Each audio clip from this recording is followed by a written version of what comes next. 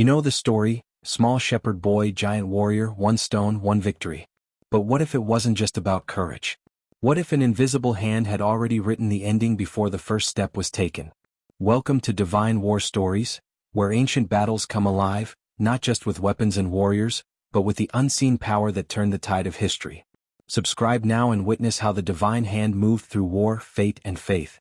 In the valley of Elah, silence was a weapon. Thousands of warriors stood frozen by fear, not from blood or blades, but from the voice of one man, a giant wrapped in bronze, cursing their god day and night. Goliath wasn't just a man. He was a message. That brute force ruled, that height and muscle determined truth. Israel's soldiers, trained and armored, couldn't lift their swords because their hearts were already defeated. But in a nearby pasture, a boy named David was talking to sheep, not about giants but about God. He didn't look like a soldier. He didn't sound like a leader. But he had something no one else in that camp carried: a history of deliverance that no one had seen but him. While the warriors shook in fear, David remembered the lion that tried to steal a lamb and the bear that thought it could win. He remembered how his sling wasn't just leather and stone, it was obedience and fire. The battlefield was set. The armies watched. But in the silence between Goliath's roar and David's footsteps, something else stepped forward, an invisible hand, ancient and sure, guiding history toward its next revelation. The king's armor didn't fit. It hung on David like a costume borrowed from a forgotten war. Saul offered protection, metal shields, and human logic, but David declined. He wasn't being rebellious. He was simply tuned to a different frequency. He knew this wasn't about him.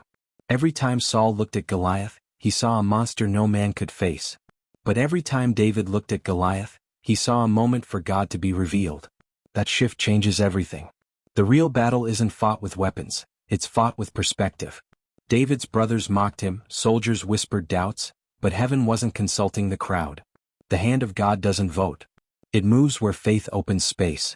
As David walked down the slope toward Goliath, with a sling in hand and 5 smooth stones in his pouch, the wind changed.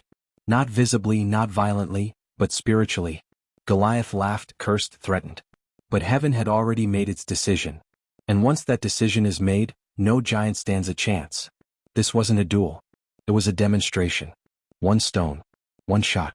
But 1,000 unseen things were already in motion before it left David's hand. What made David dangerous wasn't his aim, it was his trust. Trust in the middle of taunts, in the shadow of death, in a moment that could define failure or legacy. While others measured the situation by earthly terms, height, armor, military experience, David measured it by divine purpose. He wasn't trying to prove anything, he was obeying something. That's why the hand of God was not just over the outcome, it was in the preparation. Each lion that came years before, each whisper in the dark pastures, each time David sang alone to the heavens, all of it was preparation for this moment. Faith doesn't improvise, it builds quietly.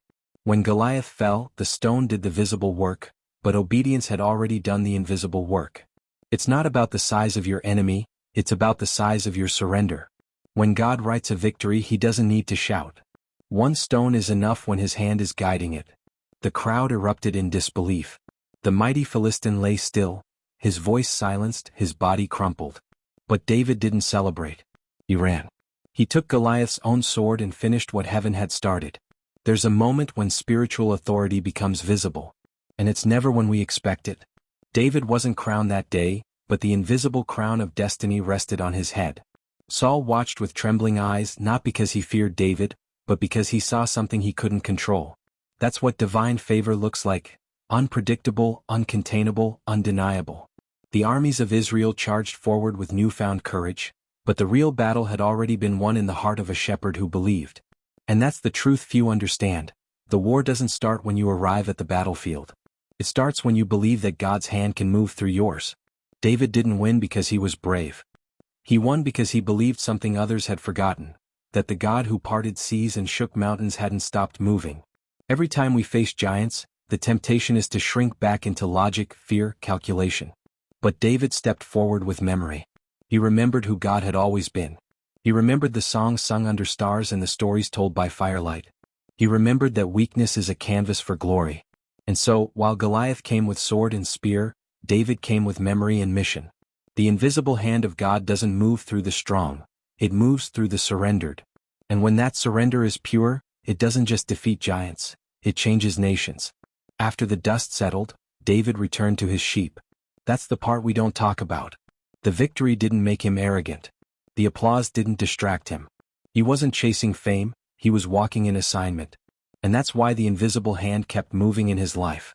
Sometimes God promotes those who don't seek promotion, because their hearts are too focused on him to be corrupted by stage lights. David's journey was just beginning, but already the heavens had marked him. He would still face betrayal, loneliness, exile, but the same hand that guided the stone would guide his steps. That's the beauty of divine favor. It doesn't skip suffering, but it never lets suffering win. The lesson of David and Goliath isn't just about courage, it's about clarity. When you know whose name you fight under, fear has no voice. David didn't come with insults. He came in the name of the Lord. That declaration isn't a phrase, it's a foundation. And that's what the enemy always fears. Someone who knows where their strength comes from. When you carry heaven's name into earthly battle, you walk with more than confidence. You walk with covering. The invisible hand of God isn't flashy. It moves in whispers, convictions, midnight prayers, and forgotten fields. But when it moves, giants fall. Some battles aren't meant to test your strength, they're meant to reveal your source. David didn't need backup. He needed belief. And belief doesn't always shout. Sometimes it just steps forward while others step back. That's what makes it powerful. It doesn't need confirmation, it moves on revelation. And that's where God's hand finds room to operate. Not in the noise, but in the stillness of a surrendered heart. When David bent down to pick up those 5 stones, he wasn't just gathering weapons, he was declaring, "I'm ready for whatever it takes because I'm not alone in this." Goliath was loud. But God was louder, in silence, in timing, in precision. The louder the enemy, the more strategic the silence of heaven. God didn't need a storm, a fire, or an earthquake. Just one boy, one sling, one moment. That's all it takes when purpose meets timing. And that's what makes this story more than a Sunday school lesson. It's a blueprint for every battle we face. Don't wait for ideal conditions. Don't copy the armor of others. Trust the preparation no one saw. And when it's time, let your obedience do the talking. Before David ever met Goliath, he had already conquered something greater, self-doubt. And that's the giant most of us never face. The one that says, "You're not enough." But David looked at his history with God and said, "I may be small, but I'm not alone." That shift breaks chains. It opens doors. It changes stories. And that's the invitation for us today, not to slay giants but to believe again. Because when you believe, heaven leans in. The invisible hand moves.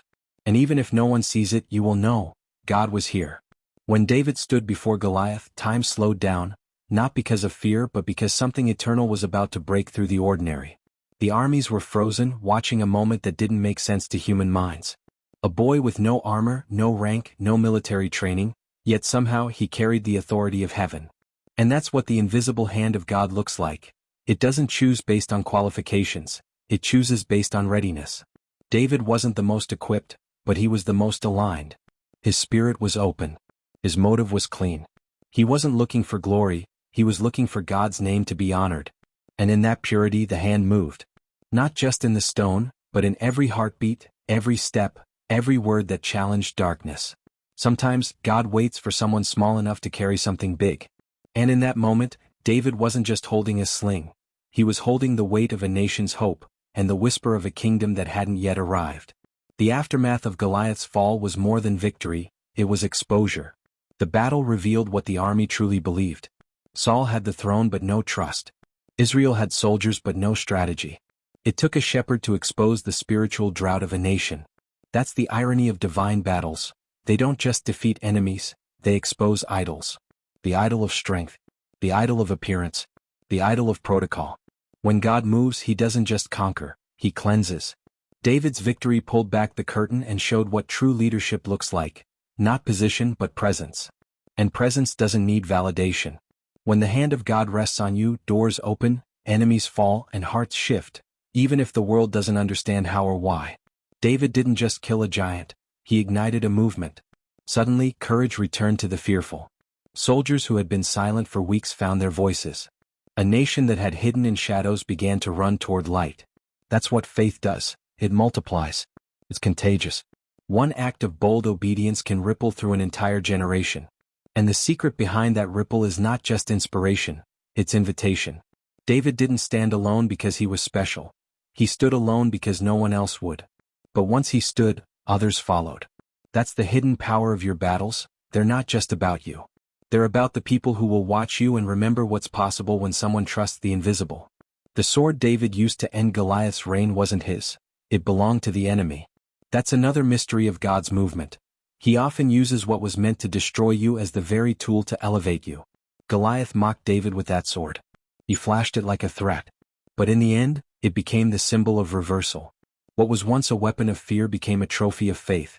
And later, when David was on the run, that same sword would be given back to him as a reminder.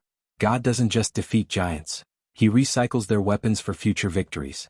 So the next time you're facing something that looks like it could end you, remember, it might one day be the very thing God uses to raise you.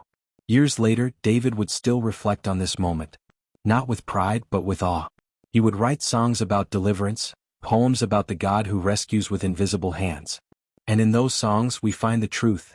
The real battle wasn't physical. It was spiritual. The field was never about war, it was about worship. Goliath mocked God, and David's entire mission was to answer that mockery with honor. That's why the story matters. Not because it ended a fight, but because it restored reverence. The hand of God doesn't just strike, it restores. And David's heart remained soft enough to carry that truth for the rest of his days. Even as king, David never forgot the shepherd boy inside him. He wore a crown, led armies, built cities, but he still remembered the stone that flew, the voice that whispered, the field that turned into a battlefield. And that memory shaped his leadership. He didn't rule from entitlement, he ruled from gratitude. That's what happens when you know your victories weren't your own doing. You walk humbly. You lead differently. You trust deeper. The invisible hand doesn't just guide your moment, it transforms your character. And when leadership is birthed in surrender, kingdoms thrive under its shadow. The battle between David and Goliath isn't locked in the past. It lives in every modern war of the soul. When anxiety roars like a giant, when depression stands tall, when doubt throws spears at your confidence, this story reminds us that we're not alone. The invisible hand that moved once still moves now. And it doesn't require perfection. It looks for willingness. For someone who'll step forward with a sling, not because they're fearless but because they're faithful. You don't need 5 smooth stones. Just one act of obedience, aimed by trust, released in God's timing. When the dust settles in your life, and you look back at the moments that could have crushed you but didn't, you'll realize something sacred. It was never your strength. The phone call that came at the right time. The stranger who said the right words. The opportunity that appeared out of nowhere. These weren't accidents. They were fingerprints. Evidence that the same invisible hand that guided a stone in ancient days is still writing stories in silence today. The greatest victories often happen when no one else is watching.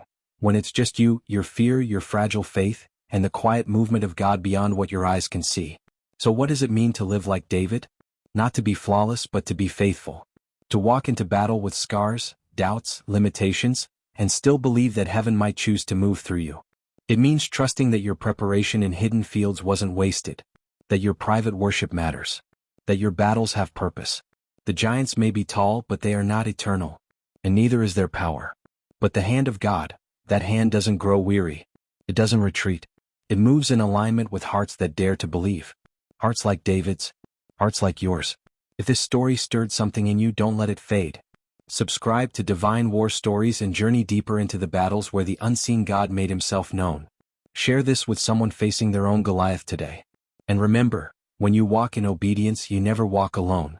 The invisible hand that guided David is still writing victories, one surrendered heart at a time.